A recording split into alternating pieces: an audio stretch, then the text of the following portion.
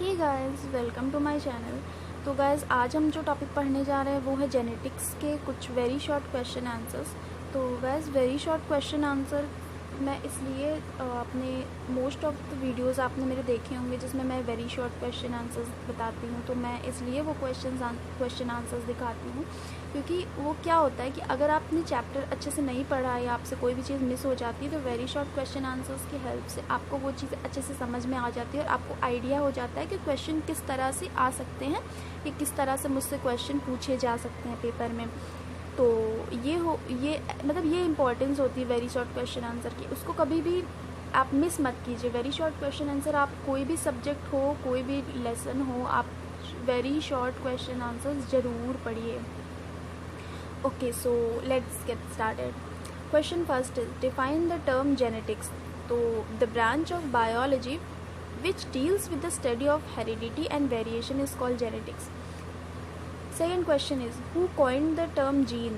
Johansson in 1909. guys, देखिए ये सारी चीज़ें ऐसी हैं जैसे आपने जेनेटिक्स पढ़ा, आपने पूरा लेसन रीड कर लिया, आपने देखा कि जेनेटिक क्या होता है, आपने उसकी डेफिनेशन रीड की, लेकिन उसके बाद जब आप वेरी शॉर्ट क्वेश्चन आंसर पढ़ रहे हो तो आप जेनेटिक्स की डेफिनेशन आप दोबारा से पढ़ रहे हो, जिससे आप जब आप लेसन पढ़ते हो तो आप कई सारी चीज़ें आपके दिमाग में रहती हैं, आप कई सारी चीज़ें एक रीड करते हुए पढ़ते हो, रीड करते जब आप चले जाते हो, लेकिन जब आप वेरी शॉर्ट क्वेश्चन आंसर्स देखते हो तो आप वो सारी चीज़ें आपके दिमाग में बैठ जाती है, वो सारी चीज़ याद हो जाती हैं। जैसे कि देखिए, इसमें फर्स्ट क्वेश्चन है टर्म जेनेटिक, तो उसके बारे में आप यहाँ पर डिफ़ाइन किया गया, तो उससे आपको पूरी डेफिनेशन याद हो जाएगी।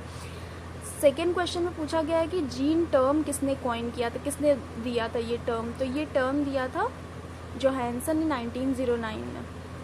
Question number 3 is who is the father of genetics. तो Gregor Johann Mendel is the father of genetics, everyone knows.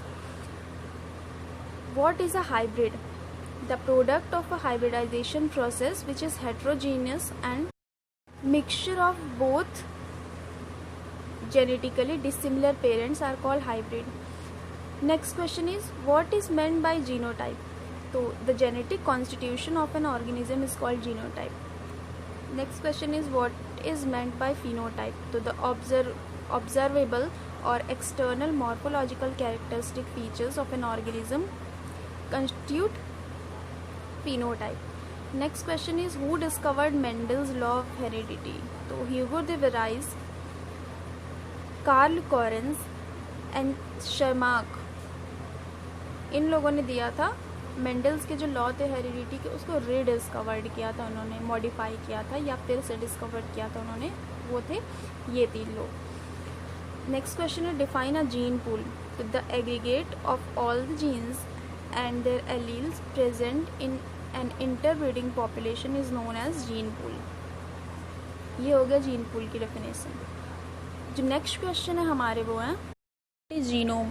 तो the total sets of genes in the haploid cell of chromosome is called the genome. Next question is what are alleles? The alternative forms of genes are called alleles. Next question is what is monohybrid cross? The cross between 2 plants with respect to a single contrasting character is called monohybrid cross. Define dihybrid cross. The crosses between 2 plants, the cross between 2 plants with 2 contrasting characters is called dihybrid cross. Define heterozygous. Homozygous and heterozygous. When dissimilar or different pairs of allele are present for a character, it is called heterozygous condition. And when similar pairs of allele are present for a character, it is called homozygous condition. Define dominant factor. The factor or alleles of character which expresses its effect in the presence of its alternative alleles is called dominant factor. तो guys, आज के लिए हम सिर्फ 15 question ही पढ़ेंगे। अगर आपको इसके आगे के क्वेश्चन चाहिए तो प्लीज़ कमेंट में नीचे बता दीजिए, मैं आपको क्वेश्चन और साथ में इस चैप्टर से जितने भी क्वेश्चन अब तक आए हैं, अब तक पेपर में पूछे गए हैं, जितने भी क्वेश्चंस आए हैं, वो सारी क्वेश्चन पेपर्स और सारी चीज़ें मैं आपको प्रोवाइड करा दूँगी। तो अगर आपको वीडियो अच्छी लगी हो तो प्लीज़ मेरे वीडियो को लाइक कीजिए and please do subscribe my channel. Thank you.